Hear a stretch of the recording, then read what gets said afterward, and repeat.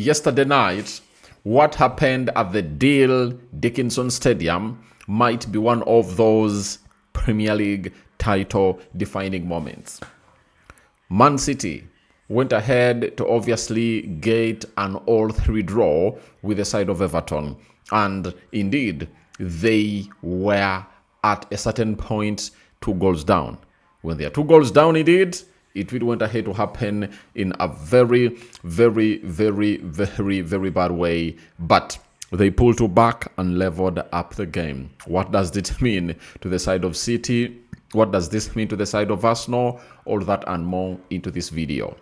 Welcome to this channel. Smash the like button, comment and share. If you're totally watching us for the very first time, endeavor to subscribe to this channel so as not to miss out on stories that we do upload in here on a daily. Rokani David is my name, and hope you guys are really having fun wherever you are, and continue to subscribe to see to it that or really goes on well as planned. Now, the club of Man City yesterday went ahead to obviously take a lead in what we call the 43rd minute. Jeremy Doku went ahead to score spectacular with his left foot, curling it onto the left side of the pole, and he really did it with a lot of precision in there for you, and I really loved the goal. And first half ended 1-0 in favor of Man City. Then, getting into the second half, we had very many chances for the side of Everton. Everton in the second half came up and they're like, all right,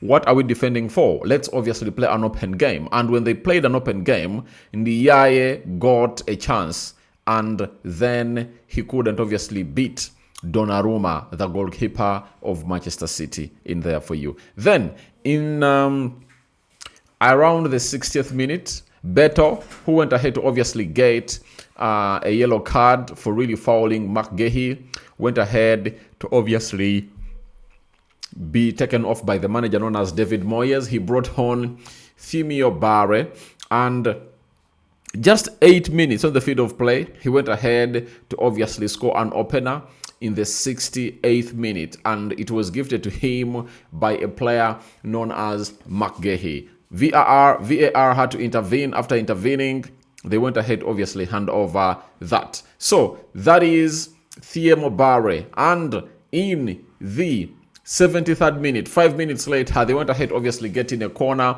and Jack O'Brien went ahead to obviously see to it that he puts that ball in the back of the net to make it 2-1 for the side of Everton. Now, to make things worse, in the 81st minute, 8 minutes later, Everton got a 2-goal advantage over City through Thimio Barre in there for you, and it was 3-1 at 81 minutes, meaning that from the 68th minute, it took a team known as Everton 13 minutes of madness to go 3-1 up ahead of Man City. And indeed, it was one of those moments that was really title defining in there for you. But Man City went ahead to obviously respond immediately after they had conceded the 3rd goal through Erling Haaland. Kovacic went ahead to obviously drop a line-breaking pass through that central defense of Everton.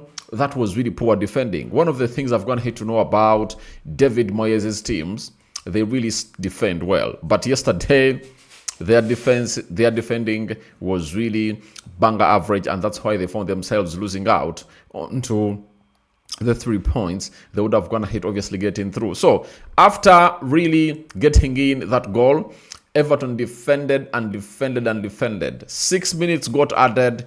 Everton defended for their lives, and indeed Jeremy Doku in the 90th plus 7th minute went ahead to put in a spectacular curling effort into the back of the net to see to it that all really went ahead obviously go on as planned by the side, as not planned by the side of City, because City came in here for 3 points, but they reached a point where even one was really very important. And indeed, that point really spoke volumes. And there is a Sky Sports journalist who came up and obviously said something about this. And he's the one I'm looking for because he brought it out very well. He put out a statement that I thought went ahead to obviously say a lot about this game of football in there for you. He said, it's a game City really needed to win, but a point is better than nothing.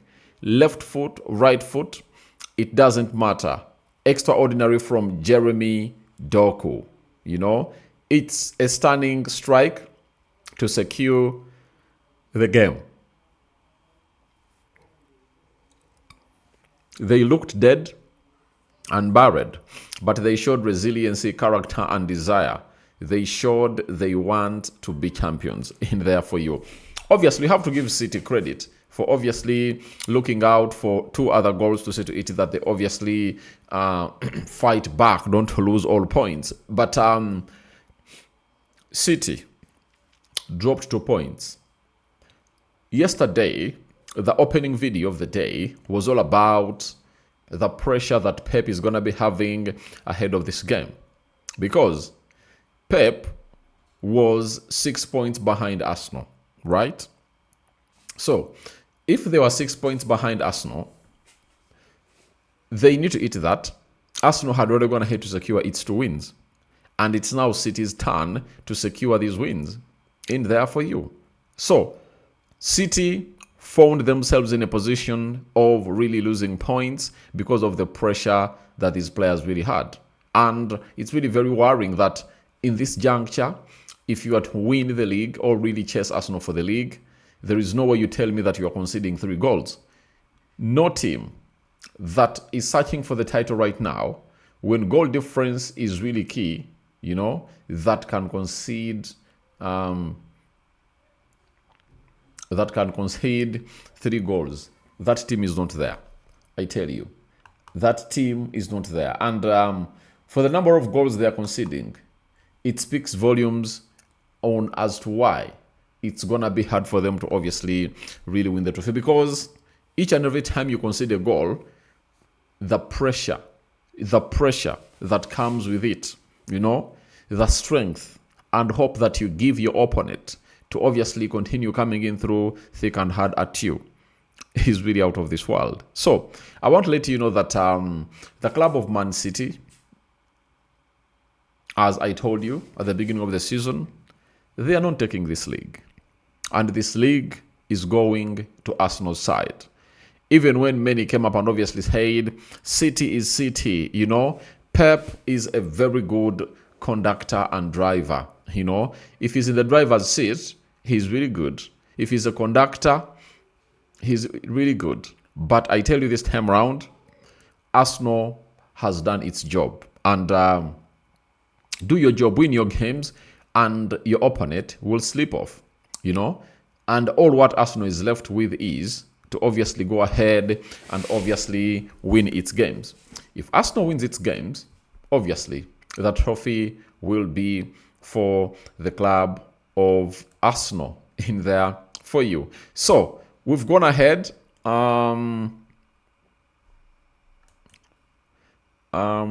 We've gone ahead to obviously wait and see how things pan out. Arsenal is coming in through to play against a team known as West Ham over the weekend, and they're playing on Sunday. City would have already gone ahead to play against Brentford on Saturday, and Arsenal will already be knowing what they do have, you know, on the cards.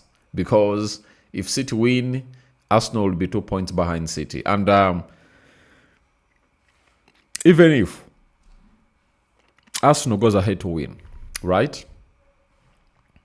So even if City goes ahead to win and Arsenal goes ahead to win, obviously City will have to play its other game in hand against Crystal Palace, and that is another away game.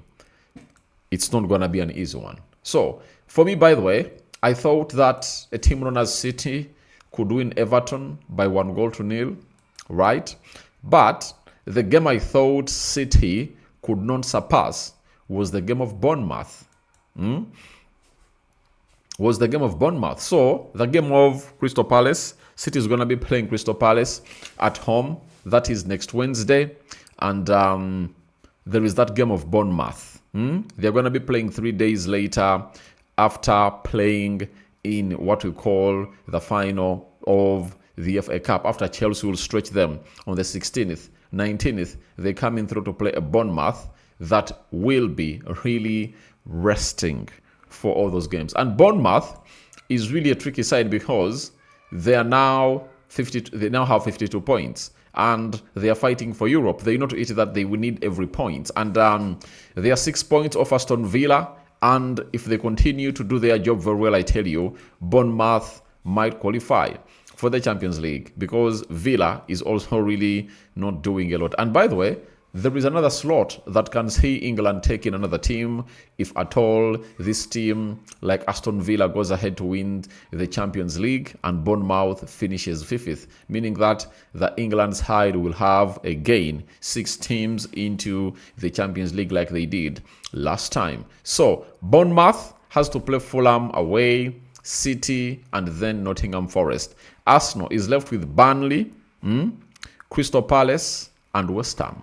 That is it. So we wait and see how things pan out, but that's all about the result that came in through yesterday. Man City dropping points as Arsenal goes ahead to really laugh ahead of their game against Atletico Madrid. And I think this will be one of the moments that will obviously shape what Arsenal will do today. These players are obviously going to be coming to this game knowing that now we can get to the Champions League final and also win the Champions League. And by the way, a player like Declan Rice needs this a lot. Why does he need this a lot? With England being one of the faves to win the World Cup, if Declan Rice wins the Premier League and also goes ahead to win the Champions League, I think he can win the Ballon d'Or, provided England goes ahead to win the World Cup. You understand? And with Thomas Tuchel, you cannot rule out England's potential of lifting that World Cup. So your reactions to this are welcome in the comment section below. Rokani David remains my name. I sign out. Bye-bye.